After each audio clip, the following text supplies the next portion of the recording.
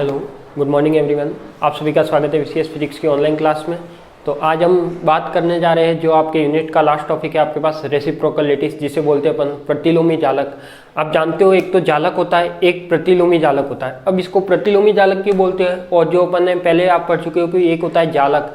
तो जो जालक का व्युत्क्रम होता है वही क्या कहलाता है, आपका प्रतिलोमी जालक। मान लिया कि कोई आपके पास क्या है, जालक पॉइंट या जालक बिंदु ए है, क्या है आपके पास, जालक बिंदु ए है। तो उसका यदि व्युत्क्रम देखें, यानी ये जो 1/a होगा, यही क्या होगा, इसका रेसिप्रोकल होगा। क्या होगा, इसका रेसिप्रोकल होगा।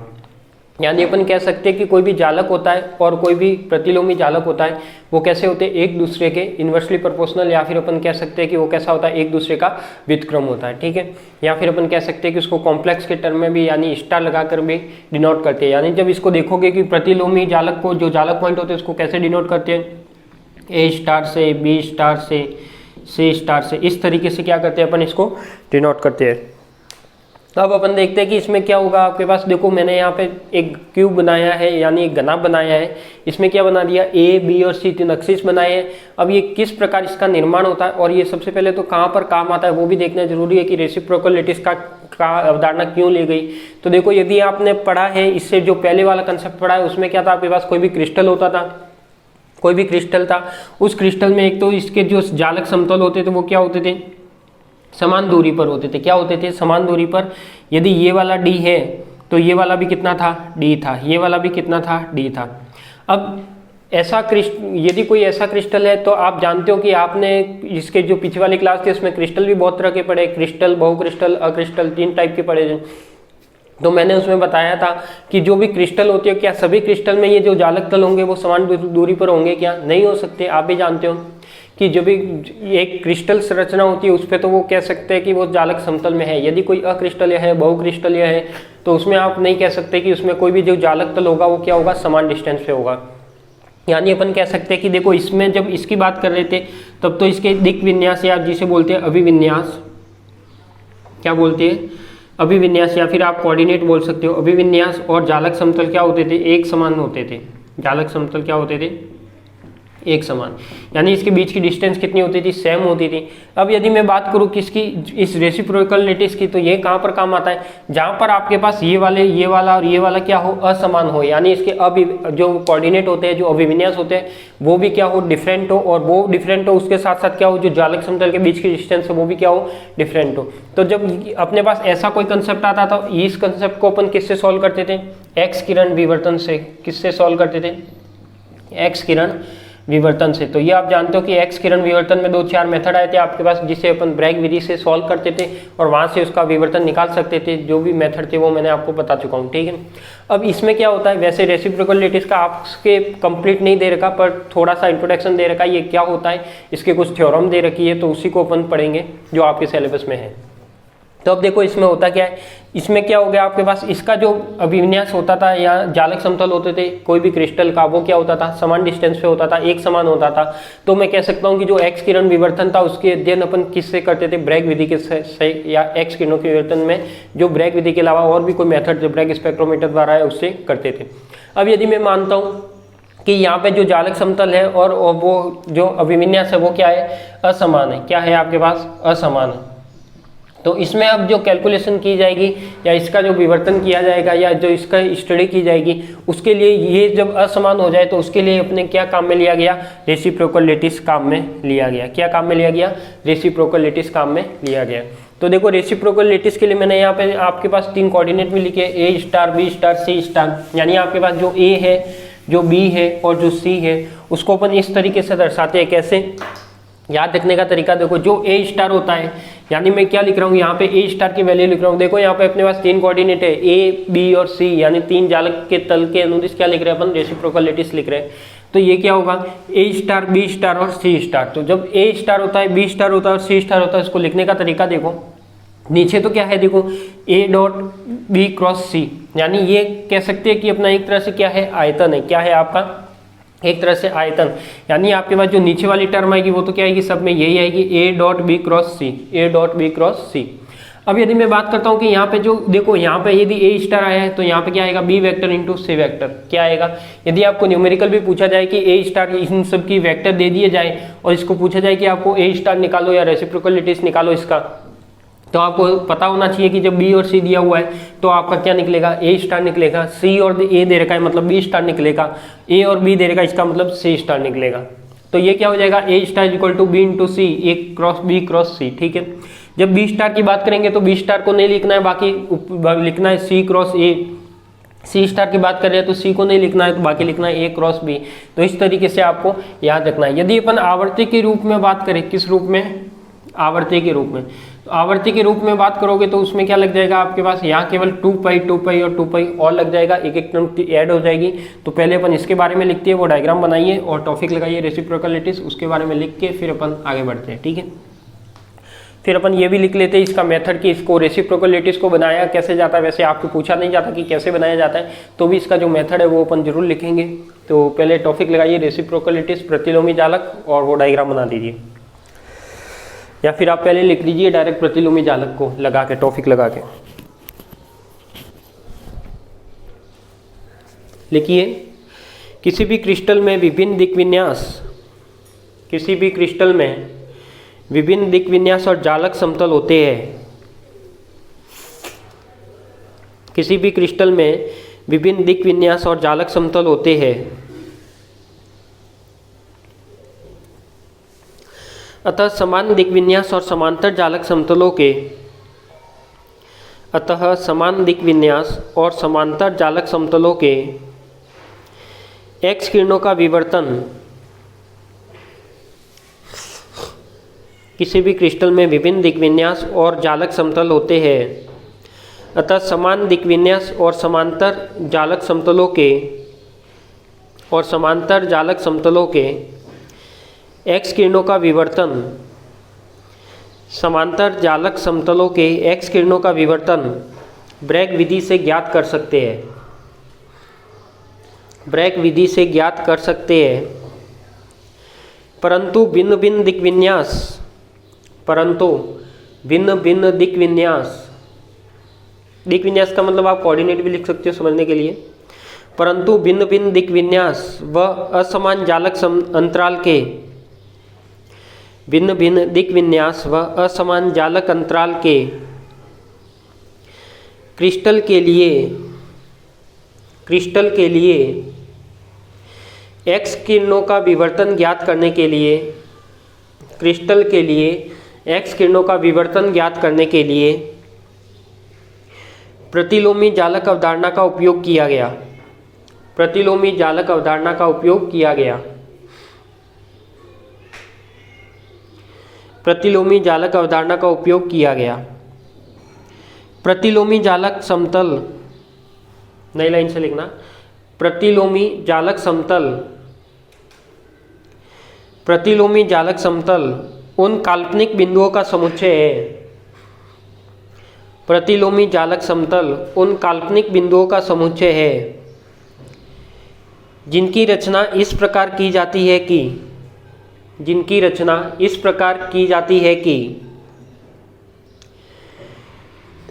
जिनकी रचना इस प्रकार की जाती है कि मूल बिंदु से उन बिंदुओं की ओर, मूल बिंदु से उन बिंदुओं की ओर,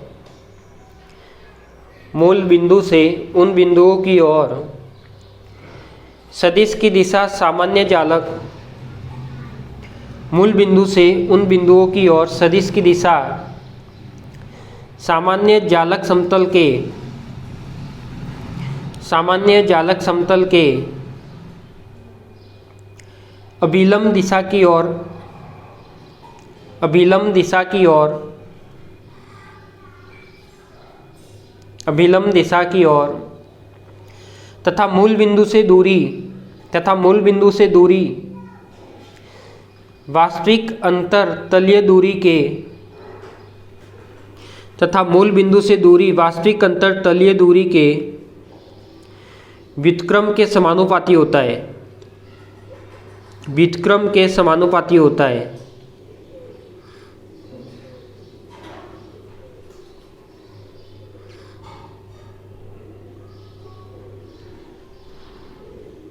व्युत्क्रम के समानुपाती होता है।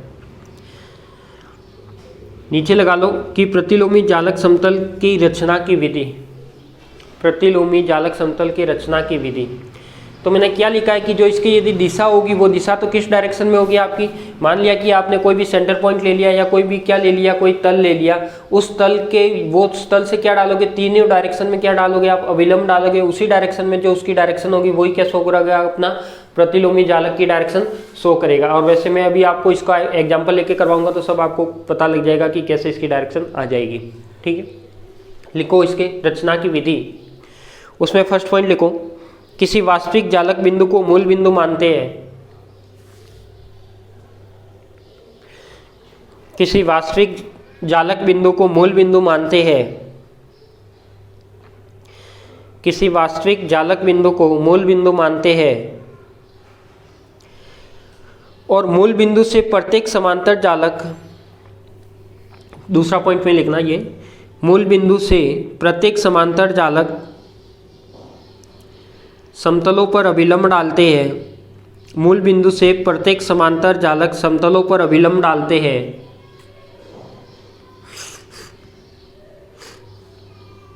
मूल बिंदु से प्रत्येक समांतर जालक समतलों पर अभिलंब डालते हैं। अभिलंब की लंबाई समांतर समतलों के,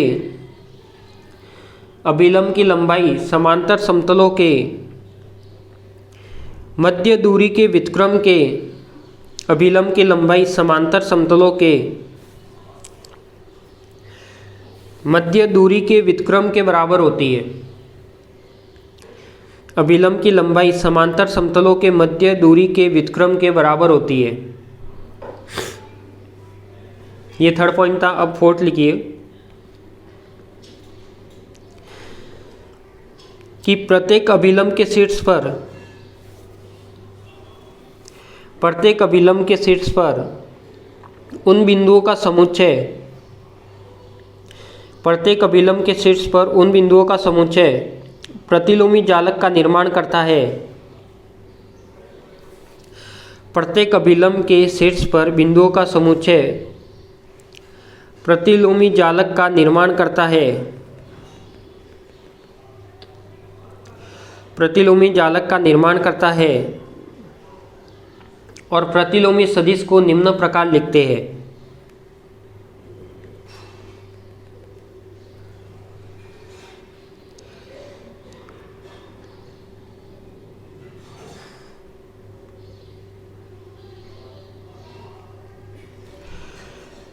और प्रतिलोमी सदिश को निम्न प्रकार लिखते हैं। और ये आप रचना की विधि में क्या बोला, देखो यहाँ पे क्या मानते हैं अपन, सबसे पहले फर्स्ट में क्या मानते हैं, कोई भी मूल बिंदु मानते हैं तो मूल बिंदु मान लिया, या वो मूल बिंदु पे क्या मान लिया, कोई लेटिस पॉइंट मान लिया, उससे क्या डालेंगे, तीनों एक्सेस पे लंब डालेंगे। अब जैसे अपन ने कोई भी प्लेन घन मानते थे, क्या मानते थे अपन, घन मानते थे इस टाइप का, ठीक है, ये घन हो गया आपके पास। इसमें क्या मानते थे अपन, कोई भी मिलर इंडेक्सेस मानते थे जिसको ये डी एच के एल वैल्यू होती थी, ठीक है। यहाँ से अपन क्या डालते थे, यदि तीनों अक्षों पर लंब डाले, इस पर और इस पर, जेड वाले पर, तो यहाँ से अपने क्या बनता है, इस टाइप से कुछ डायग्राम भी बनाया था अपन ने। तो इस टाइप से जो डायग्राम बनता है तो वो किसका डायग्राम बनेगा, अपने प्रतिलोमी जालक का बनेगा। अब उसकी कैलकुलेशन कैसे होती है उसकी बात करते हैं। तो देखो आपको वेक्टर लिखना आ गया होगा कि प्रतिलोमी जालक का वेक्टर किस तरीके से लिखते हैं, आप इस तरीके से लिखते हो, लिख लीजिए, तीनों लिख के डायग्राम बना देना। डायग्राम की वैसे जरूरत नहीं है अपन को, तो अपन को केवल कैलकुलेशन के लिए ये चाहिए तो ये लिख लो।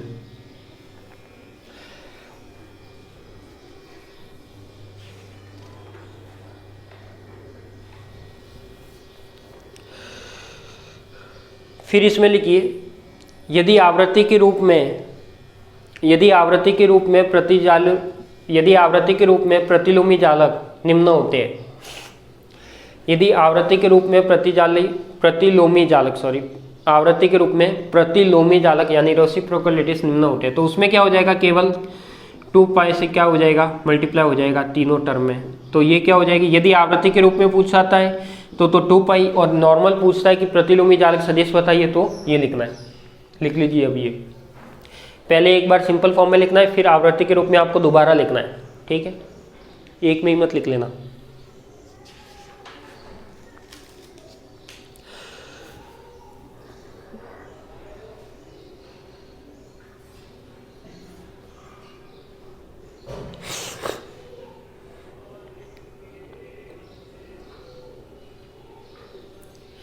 लिख दिया।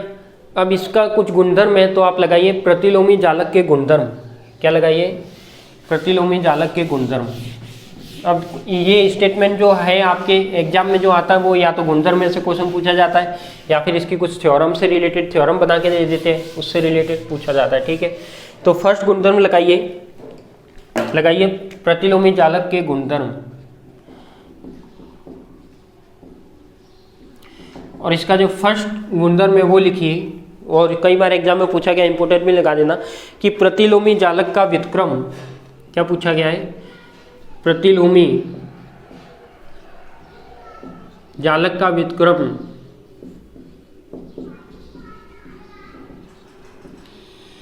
प्रतिलोमी जालक का व्युत्क्रम प्रत्यक्ष जालक होता है। प्रतिलोमी जालक का व्युत्क्रम प्रत्यक्ष जालक होता है। क्या होता है?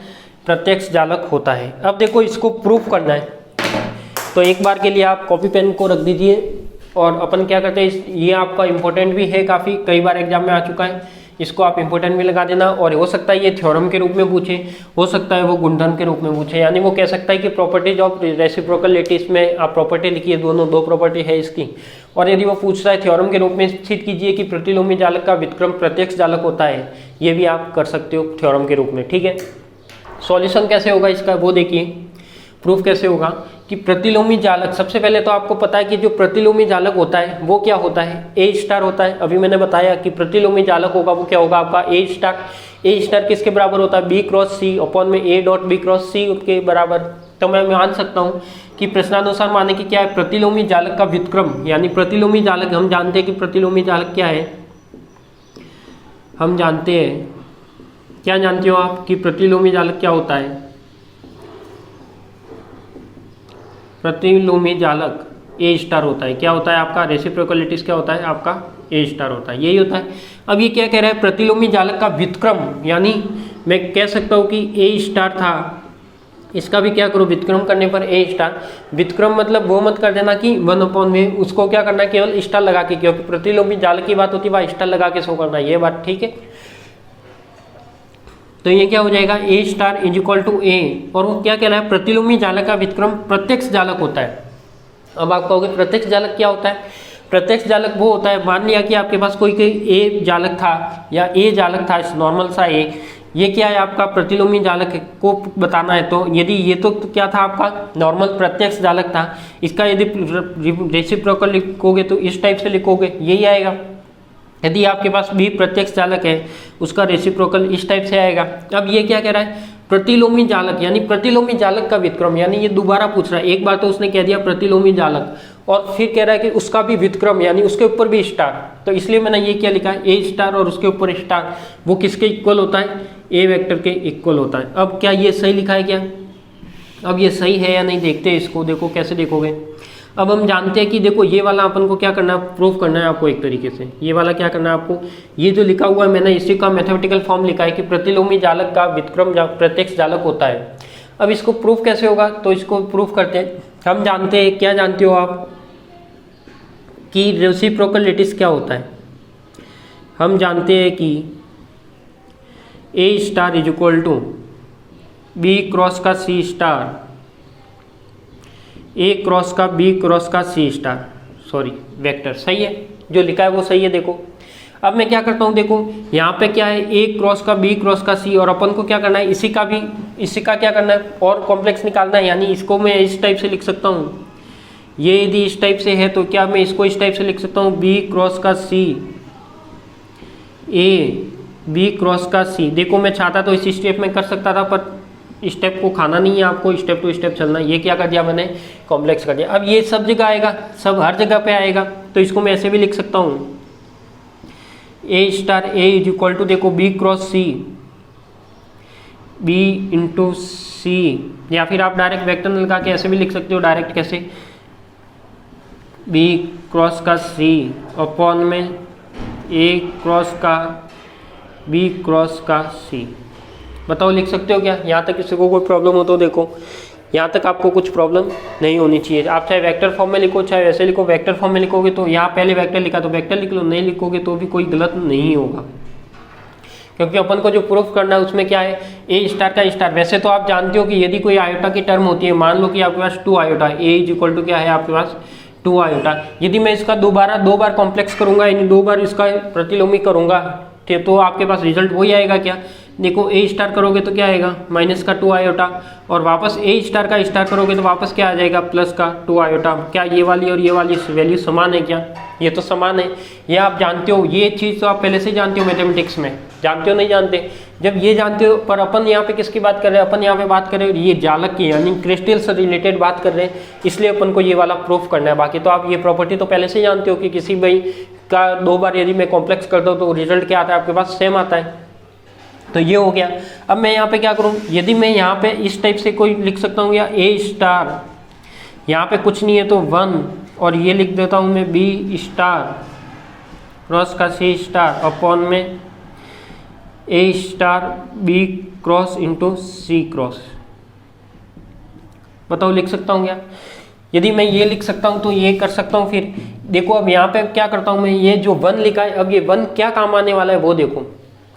आपके पास मान लो कि एक ए आई है, एक ए जे है, क्या है आपके पास, एक ए आई है और एक क्या है ए जे है, या फिर मैं मान सकता हूँ कि एक क्या मान लिया आपके ए स्टार मान लिया और एक ए जे मान लिया। अब आप जानते हो कि जब ये प्रतिलोमी जालक की बात होती है तो मैंने कल भी बताया था कि इसका जो विवर्तन निकलता है वो उसका ग्राफ कैसा आता है, डिराक डेल्टा फलन से संबंधित आता है। तो क्या मैं इसकी वैल्यू ऐसे लिख सकता हूँ क्या, डेल आई जे, क्या मैं इसकी वैल्यू ऐसे लिख सकता हूँ क्या, डेल आई जे लिख सकता हूँ।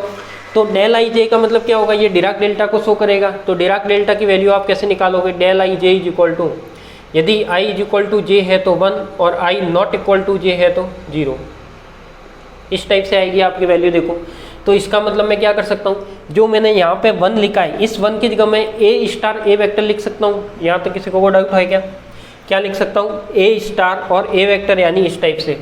जो ये मैंने 1 लिखा है यहाँ पे मैं ये वाला फंक्शन काम में ले रहा हूँ, ये जो लाइन लिखी है ये वाली, तो यहाँ से मैं देखो ए के लिए लिख रहा हूँ तो क्या आएगा, आई जे ना आके केवल ए स्टार ए आएगा, यानी मैं इसको लिख सकता हूँ A star complex is equal to, देखो यहाँ पे 1 है तो 1 की जगह क्या आ जाएगा आपके पास, ए स्टार ए वेक्टर, या भी आप यदि वेक्टर लगाना चाहो तो लगा सकते हो। ये आ जाएगा आपका पास B vector into C vector upon में क्या आएगा आपके पास, ए क्रॉस का बी क्रॉस का सी वेक्टर। देखो सही किया है क्या मैंने। अब यहाँ पे देखो ये वाली टर्म और ये वाली टर्म क्या है आपके पास, सेम हो गई, यानी ऊपर वाली टर्म और नीचे वाली टर्म क्या हो गई आपकी, सेम हो गई। तो बताओ अब ये क्या हो जाएगा आपके पास, ये वाली टर्म कट गई, क्या कट गई आपकी, ये वाली टर्म कट गई, सॉरी कटेगी कौन सी आपके पास, कटेगी ये वाली। इसको आप इस तरीके से लिखो, ए वेक्टर और ए स्टार वेक्टर, ठीक है, इस तरीके से लिखो। तो ये क्या हो जाएगा, ए से ये वाली दोनों टर्म कट जाएगी, तो आपके पास क्या बचेगा, ए स्टार का कॉम्प्लेक्स इज इक्वल टू क्या बचेगा आपका, ए स्टार। तो मैं यही प्रूफ करना चाह रहा था, क्या देखो कि यदि आपके पास कोई भी प्रतिलोमी जालक या कोई भी जालक होता है, उसका व्युत्क्रम जालक क्या आता है, प्रत्यक्ष जालक आता है। समझो वापस एक बार, ये क्या, ये अपन को मैथमेटिकल फॉर्म में इसका डेरिवेशन पूछ रहा था कि ये वाला अपन को प्रूफ करना है। प्रतिलोमी जालक, या ये मैंने जालक ले लिया, इसका भी व्युत्क्रम ले लिया और इसका भी व्युत्क्रम ले लिया, यदि यहाँ भी वेक्टर लगाओगे तो लगा सकते हो आप, ठीक है। तो ये क्या किया मैंने, प्रतिलोमी जालक का व्युत्क्रम लिया। हम जानते हैं कि ये क्या होता है आपके पास, जब प्रतिलोमी जालक सदिश होता है तो इसको भी आप वेक्टर फॉर्म में लिख सकते हो, क्योंकि ये भी आएगा तो आंसर तो वेक्टर में ही आएगा। यदि इस टाइप से लगाना चाहो तो ये भी आप लगा सकते हो, ये भी गलत नहीं है, ठीक है। तो इस टाइप से भी आप लगा सकते हो। यदि वेक्टर की बात करता है तो लगा लेना, और ओनली प्रतिलोमी जालक पूछता है तो नहीं लगाओगे तो भी चलेगा। तो ये क्या हो गया आपका, A star equal to B vector into C vector, ये आप पहले से जानते हो। अब मैंने क्या किया, इसी का कॉम्प्लेक्स लिया, यानी एक बार और इसका व्युत्क्रम लेना है, तो इस पर एक बार और कॉम्प्लेक्स लगा दिया, तो यहाँ पर भी कॉम्प्लेक्स आएगा, यहाँ पर लाएगा तो ये कॉम्प्लेक्स अब सबके साथ आएगा, तो सबके साथ आ गया। फिर मैंने क्या किया, यहाँ पे कुछ नहीं है, यहाँ पे कुछ नहीं है, तो मैंने क्या मान लिया 1। और आप जानते हो कि जब इस टाइप की व्याख्या होती है एक्स किरणों के विवर्तन की, तो इसका ग्राफ हमेशा के साथ आपका डिराक डेल्टा फलन के रूप में आता है। तो डिराक डेल्टा फलन क्या कहता है, डिराक डेल्टा फलन का ग्राफ मैंने आपको कल बता चुका हूँ, इस टाइप में कुछ ग्राफ आता है, यानी बहुत ही अल्प चौड़ाई का और अनंत लंबाई का ग्राफ आता है, ठीक है। तो उसके लिए फंक्शन आता है, वो का काम में आता है डेल, ऐसे मैं लिख सकता हूँ ए आई स्टार, यदि इसको भी आप वेक्टर में लिखना चाहो तो लिख सकते हो, A I star A J is equal to मैं लिखता हूँ डेल आई जे। इसका meaning I J is equal to क्या होता है 1 होता है, तब तो अपन क्या लिखेंगे इसकी जगह 1, यदि नॉट इक्वल टू होता है तो 0। तो यहाँ पे मैं लिख सकता हूँ इस 1 की जगह ये वाली टर्म लिख सकता हूँ, यानी देखो आई इज इक्वल टू जे हो गया, तो यानी दोनों एक ही टर्म में बन गया आई और आई, इसलिए मैंने यहाँ पे आई डॉट आई या जे डॉट जे ऐसा कुछ नहीं लिखा। जब ए के लिए लिखा है तो ए के लिए प्रूव हो गया, इसी प्रकार आपको क्या करना है बी और सी के लिए भी करना है। तो इस तरीके से ये दोनों टर्म कैंसल आउट हो जाएगी और आपके पास क्या आ जाएगा, जो अपन को पूछा था वो टर्म आ जाएगी कि ए का कॉम्प्लेक्स क्या आता है, एक प्रत्यक्ष जालक के बराबर में आता है। इसी प्रकार मैं यदि बी का लिखूँ तो बी का लिखोगे तो क्या आएगा, देखो बी स्टार कॉम्प्लेक्स। अब देखो यहाँ पे मैं सिंपल से बी का वैल्यू जानते हो आप, बी की वैल्यू क्या होती है बताओ, बी की वैल्यू सी क्रॉस का ए और ए क्रॉस का बी क्रॉस का सी, यही होता है आपके पास। और यहाँ पे क्या लगा दिया आपने, ये लगा दिया, ठीक है। तो ये क्या हो जाएगा आपके पास बताओ, ये वाली सेम टर्म हो जाएगी क्या, सी क्रॉस का ए क्रॉस का बी, क्या हो जाएगा आपके पास सी क्रॉस का ए ये स्टार अपॉन में ए स्टार बी स्टार इंटू सी स्टार, ठीक है। अब देखो यहाँ पे भी कुछ नहीं है तो यहाँ भी आप क्या लगाओगे 1, तो ये क्या हो जाएगा बी वेक्टर और क्या हो जाएगा B star c star into ए स्टार अपॉन में ए स्टार बी स्टार इंटू सी स्टार, इस टाइप से आएगा। अब आप कहोगे कि सर ये वाली टर्म और ये वाली टर्म सेम है क्या, ये बिल्कुल सेम है। कैसे सेम है, जैकोबियन आइडेंटिटी आपने पढ़ी हुई है, जानते हो जैकोबियन आइडेंटिटी क्या होती है। तो जैकोबियन आइडेंटिटी ये होती है कि आपके पास इस टाइप से कोई भी 3 टर्म आ जाए, कौन सी, ए स्टार बी क्रॉस का सी बी क्रॉस का सी क्रॉस का ए,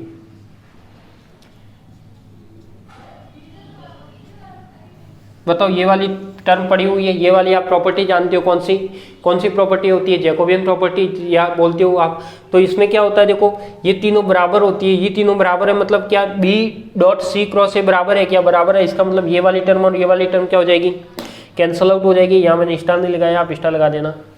तो जब ये तीनों टर्म बराबर होती है मतलब ये भी क्या हो जाएगी एक दूसरे से कैंसिल हो जाएगी। तो आपके पास क्या बचेगा, केवल यही बचेगा बी स्टार का इनवर्स इज इक्वल टू क्या बचेगा बी। इसी प्रकार आपको क्या करना है, सेम टू सेम सी का भी करना है। तो 2 का मैंने कर दिया तो 1 का आप कर देना, C star C complex is equal to C. समझ में आ गया होगा आपको। तो क्या किया मैंने, कुछ नहीं किया, जो प्रतिलोमी जालक होता है उसको प्रत्यक्ष जालक में कन्वर्ट किया है। तो कई बार एग्जाम में ये पूछा गया तो आप इस तरीके से लिख सकते हो, तो लिख लीजिए इसे। आपको कंफ्यूजन आएगा तो केवल यहीं पे आएगा, तो ये कंफ्यूजन के लिए आपको ये वाली टर्म ध्यान में रखनी है डिराक डेल्टा के लिए, ठीक है।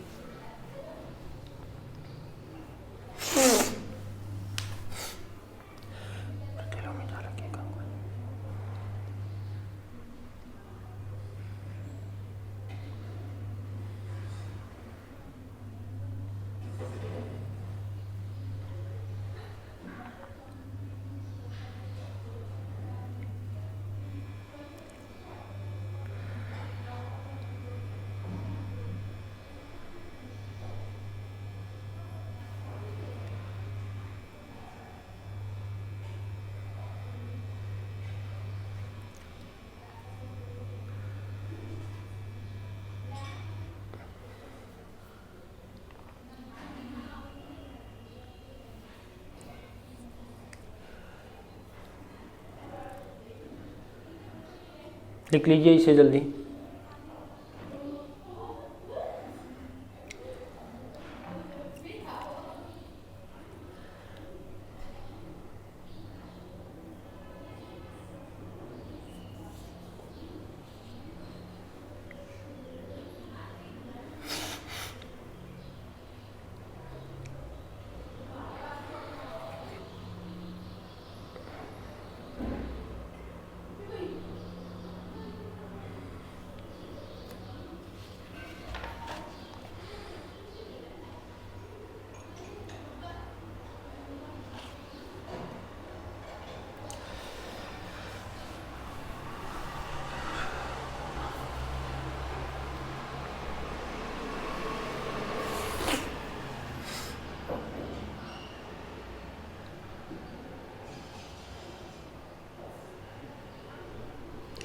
चले आगे। तो समझ में आ गया होगा आपको। एक और थ्योरम है इसकी, सेकंड पॉइंट, उसको भी कर लीजिए।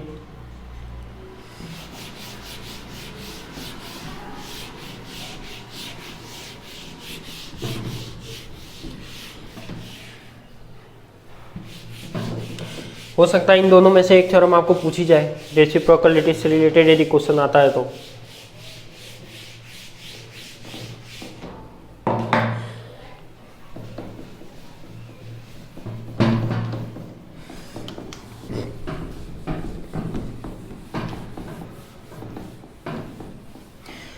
लिख लीजिए सेकंड पॉइंट या सेकंड थ्योरम या सेकंड प्रॉपर्टी, जिसमें फॉर्म में आप लिखना चाहो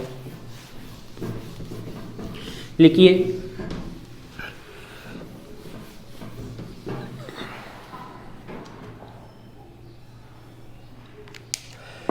लिखिए इसमें सेकंड पॉइंट कि प्रतिलोमी जालक के एकक कोष्टिका का आयतन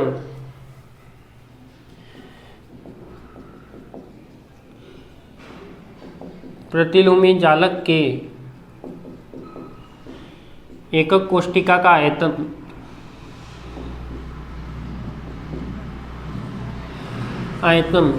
प्रत्यक्ष जालक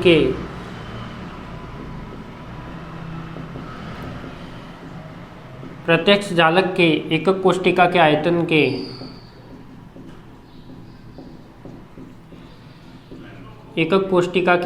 के व्युत्क्रम के बराबर होता है या व्युत्क्रम होता है।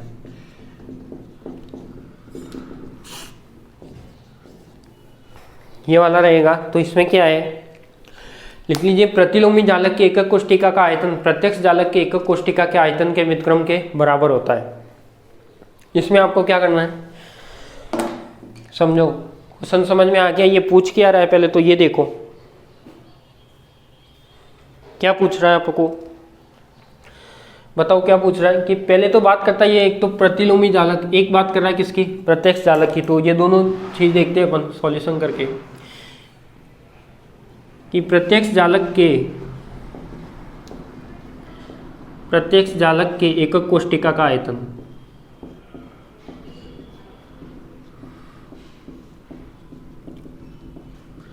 प्रत्यक्ष जालक के एकक कोष्टिका का आयतन मान लेता हूं मैं B इक्वल टू क्या मान लिया मैंने, A क्रॉस का B क्रॉस का C। यही होगा। क्या बोल रहा है, प्रत्यक्ष जालक है, इसका मतलब यहाँ पे कोई ऊपर स्टार नहीं आएगा। फिर मैं क्या कह रहा हूँ, प्रतिलोमी जालक का मानता हूँ। तो प्रतिलोमी जालक के, तो यहाँ मान लेता हूँ मैं प्रतिलोमी जालक के एकक कोष्टिका का आयतन प्रतिलोमी जालक के एकक कोष्टिका का आयतन,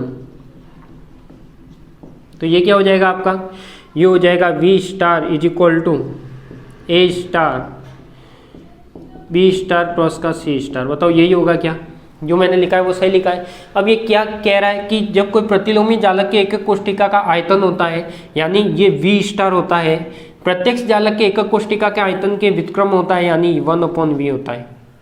यही अपन को प्रूफ करना है। समझो इसको, क्या कह रहा है, प्रतिलोमी जालक के एकक कोष्टिका का आयतन, तो वो मैंने मान लिया V स्टार जो इसके बराबर है, और प्रत्यक्ष जालक के एकक कोष्टिका का आयतन, तो प्रत्यक्ष जालक के लिए ये आ जाएगा 1/V। तो ये अपन को क्या करना है, प्रूफ करना है। तो ये प्रूफ करने के लिए अपन क्या करेंगे, अपन ये तो जानते हैं, ये वाला वेक्टर जानते हैं।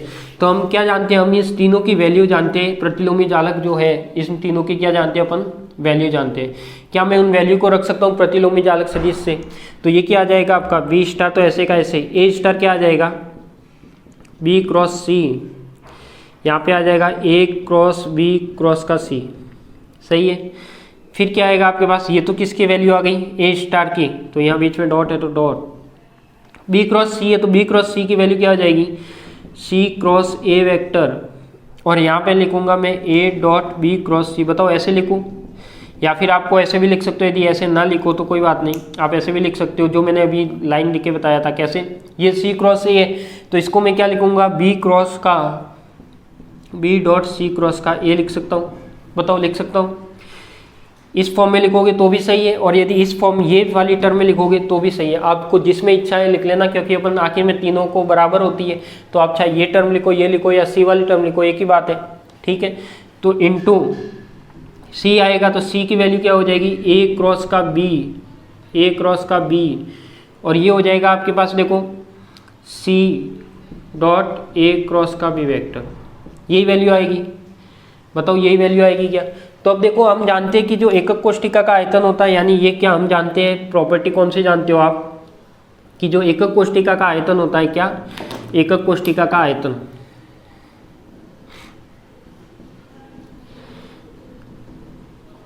एकक कोष्ठिका का आयतन। तो देखो एकक कोष्ठिका का आयतन क्या होता है आपके पास, ये होता है आपके पास ए क्रॉस बी क्रॉस का C is equal to B vector C cross का A is equal to C vector A cross का बी। ये तीनों वैल्यू क्या होती है, सेम होती है। जब ये तीनों वैल्यू सेम होती है, इसका मतलब मैं ये वाली टर्म जो आपके पास ये वाली टर्म है, ये वाली टर्म है, तीनों को इक्वल करके एक साथ बाहर करके लिख सकता हूँ क्या, बताओ लिख सकता हूँ। तो ये क्या हो जाएगा आपका B star is equal to B cross का सी अपन में क्या हो गया, देखो ये वाली टर्म मैं लिख लेता हूँ ए डॉट बी क्रॉस का सी, इसको मैं एक ब्रैकेट में बना के लिख लेता हूँ ऊपर की पावर 3। क्यों, एक ये टर्म भी आएगी, एक ये टर्म भी आएगी और एक ये, टोटल कितनी हो जाएगी 3 टर्म। अब अंदर क्या बचा आपके पास, सी क्रॉस का ए और क्रॉस का बी। अब यदि आपको याद आ रही हो तो एक प्रॉपर्टी याद आ रही होगी आपको, प्रॉपर्टी यदि आप जानते हो या नहीं, तो नहीं जानते तो मैं बता देता हूँ कौन सी प्रॉपर्टी होती है। यदि कोई आपके पास ऐसा मल्टीप्लाई आ जाए ए क्रॉस का बी इंटू बी क्रॉस का बी क्रॉस का सी, यदि कोई ऐसी प्रॉपर्टी आ जाए तो आप कैसे लिखते हो इसका, सबसे पहले क्या बार लेते हो, बी बार लेते हो, तो ये आ जाएगा आपके पास क्या, ए वेक्टर डॉट बी क्रॉस का सी, ये लेते हो, माइनस आता है बीच में। अब मैंने एक बार बी बार ले लिया, एक बार क्या आएगा आपका ए बार आएगा, तो ये आएगा बी डॉट बी क्रॉस का सी वेक्टर। ये वाली प्रॉपर्टी आपको ध्यान होगा यदि मैथमेटिक्स के स्टूडेंट हो आप, तो यदि याद नहीं तो मैथ में तो पढ़ी होगी कम से कम, कि ये क्या होता है ए क्रॉस का बी, बी क्रॉस का सी, ऐसी कोई प्रॉपर्टी आती है तो कैसे आता है इसका result, B A cross B cross C, A cross B cross सी और माइनस का ए बी क्रॉस सी। अब यहाँ पे मेरे पास क्या है, देखो ये सेम इसी टर्म में है, ये क्या है आपका ए वेक्टर हो जाएगा, ये क्या है आपका ए वेक्टर, ये ए वेक्टर है, ये बी वेक्टर है, ये बी वेक्टर है और ये क्या आपका सी वेक्टर है, ये क्या आपका सी वेक्टर है। तो इसको आप इस तरीके से लिख सकते हो, बताओ। तो ये क्या हो जाएगा आपका, देखो इसका answer V star is equal to B cross का सी अपॉन में क्या हो जाएगा आपके पास ए क्रॉस का बी क्रॉस का सी, ये क्या हो जाएगी इसकी पावर क्यूब। अब देखो इस प्रॉपर्टी को यूज ले रहे हैं, तो प्रॉपर्टी को यूज लेंगे तो क्या आ रहा है आपके पास बी यानी क्या आएगा आपके पास ए वेक्टर, ये ए वेक्टर आ गया। अब यहाँ पे देखो ए वेक्टर तो आ गया, अब यहाँ पे क्या आएगा, बी की जगह ले लिया ए, अब क्या आएगा सी, यानी ये क्या आ जाएगा सी, और बी क्रॉस सी, तो बी क्रॉस सी क्या है आपके पास ए क्रॉस का बी, ये वाली वैल्यू आएगी। ठीक है, माइनस का ए, तो ए की जगह क्या है, देखो यहाँ पे सी है तो ये की जगह मैंने क्या लिख दिया सी, फिर क्या है बी की जगह क्या आएगा वापस आपका ए, बी की जगह ए और सी की जगह क्या आ जाएगा बी वेक्टर।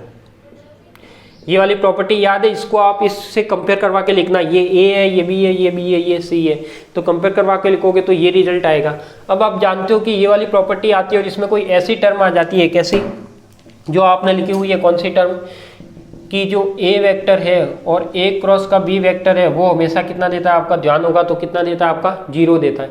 जब ये वाली टर्म 0 देता है, इसका मतलब ये क्या आ जाएगा बी स्टार बी क्रॉस का सी अपॉन में ए क्रॉस का बी क्रॉस का सी, ये क्या हो जाएगा इसकी पावर क्यूब, और ये हो जाएगा आपके पास ए क्रॉस का सी क्रॉस का ए क्रॉस का बी, क्या हो जाएगा, ये हो जाएगा आपके पास ए सी ए इंटू बी। बताओ यहाँ तक कोई डाउट, कुछ डाउट नहीं है। अब देखो यहाँ पे ये क्या है आपकी ये वाली टर्म और ये वाली टर्म, यदि मैं यहाँ पे ये वाली प्रॉपर्टी काम में लेता हूँ कि A dot B cross C, B dot C cross A और C dot A cross B, क्या ये वाली टर्म तो कौन सी है, ये वाली है, और जो नीचे वाली टर्म है वो कौन सी है आपके पास, ये वाली है। क्या ये स्क्वायर बन सकता है क्या, बताओ। इसको मैं इस तरीके से लिखूं, A B cross C vector, और एक लिख लूँ मैं सी क्रॉस ए क्रॉस का बी वेक्टर, और अपॉन में क्या है, ए क्रॉस का बी क्रॉस का सी वेक्टर, और इसकी पावर कितनी है, क्यू। तो ये वाली टर्म क्या बन जाएगी आपकी, ये वाला देखो, ये वाला और ये वाला दो एक जैसी टर्म है, यानी ये वाली प्रॉपर्टी में यदि यहाँ पे काम में लेता हूँ, ऊपर स्क्वायर बन जाएगा, नीचे क्यूब बन जाएगा, तो क्या बनेगा आपके पास, यदि मैं एक जैसी टर्म बना दूँ तो ए क्रॉस का बी क्रॉस का सी, ये तो क्या हो जाएगा आपका स्क्वायर, अपॉन में क्या हो जाएगा, ए क्रॉस का बी क्रॉस का सी, और ये क्या हो जाएगा आपका क्यूब। ये से ये कटेगा कैंसिल, तो क्या रहेगा आपके पास 1 अपॉन ए क्रॉस का बी क्रॉस का सी रहेगा। क्या रहेगा आपके पास, ए क्रॉस का बी क्रॉस का सी, और इधर क्या चल रहा था आपका वी स्टार। तो देखो V star is equal to, ये मैंने किसके इक्वल माना था, ये माना था समीकरण 1 से वी के इक्वल, तो ये क्या आ जाएगा आपका वी। यानी मैं कह सकता हूँ कि जो एकक कोष्ठ प्रतिलोमी जालक की एकक कोष्ठिका का आयतन है वो किसके इक्वल होता है, वो होता है आपके पास प्रत्यक्ष जालक के इक्वल। ठीक है, देखो एक बार वापस समझ लो, ये थ्योरम थी आपकी। सबसे पहले क्या पूछा उसने, मैंने मान लिया कि प्रतिलोमी जालक और प्रत्यक्ष जालक का एकक कोष्ठिका का आयतन मानना पड़ेगा, तो ये मैंने क्या लिख दिया, इसका वॉल्यूम लिख दिया यूनिट सेल का। ठीक है, किसके लिए, नॉर्मल लेटिस के लिए। तो ये लिख दिया बी क्रॉस का, ए क्रॉस का क्या लिख दिया मैंने, बी क्रॉस सी।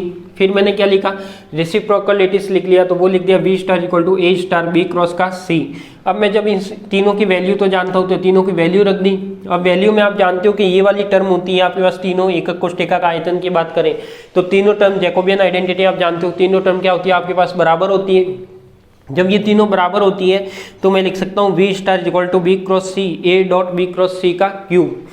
ये वाली प्रॉपर्टी, यहाँ दो टर्म क्या हो गई, एक जैसी थी, यानी इसके से क्या आती, एक जैसी आती, इसलिए मैंने क्या बना दिया, इसको क्यूब बना दिया।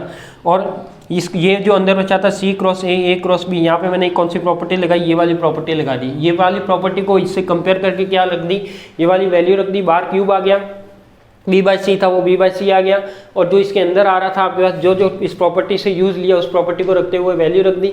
आप जानते हो कि ये वाली टर्म क्या देती है आपकी, जीरो देती है। ऐसी कोई प्रॉपर्टी आ जाए जो ये और ये क्या हो जाए, सेम हो जाए, तो ये क्या वैल्यू देगी, जीरो। ये जब जीरो देगा तो अपने पास क्या बचा, ये वाली टर्म बची, और इससे क्या बचा, ये कंप्लीट ये वाली टर्म बची, तो ये वाली टर्म लिख दी। अब देखो ये वाली टर्म तो आपके पास पूरी एक कोष्ठिका का आयतन ही है। यदि मैं ए वेक्टर को यहाँ पहले लिख लूँ इसके साथ बी क्रॉस सी के साथ, तो ये क्या बन जाएगा, ये दोनों टर्म बन जाएगी, ये दोनों क्या हो जाएंगे स्क्वायर, तो अपने पास क्या बचेगा, केवल एक टर्म बचेगी, और ये किसके इक्वल होता है, वी के इक्वल। तो अपन कह सकते हैं कि यहाँ से अपन ना ये प्रूफ हो जाता है कि इससे स्पष्ट होता है कि जो प्रतिलोमी चालक का एकक कोष्ठिका का आयतन होता है वो किसके इक्वल होता है, प्रत्यक्ष जालक के एकक कोष्ठिका के आयतन के व्युत्क्रम में होता है। ठीक है, तो ये नोट कर लीजिए।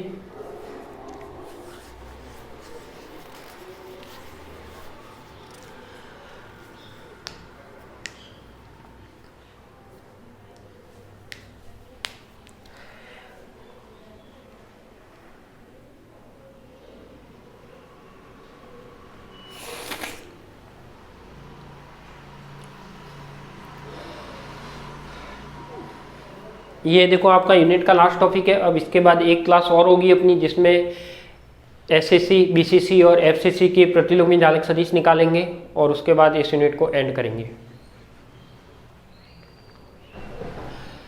तो सिंपल सा होमवर्क मैं अभी आपको एक होमवर्क भी दूंगा। इसके बाद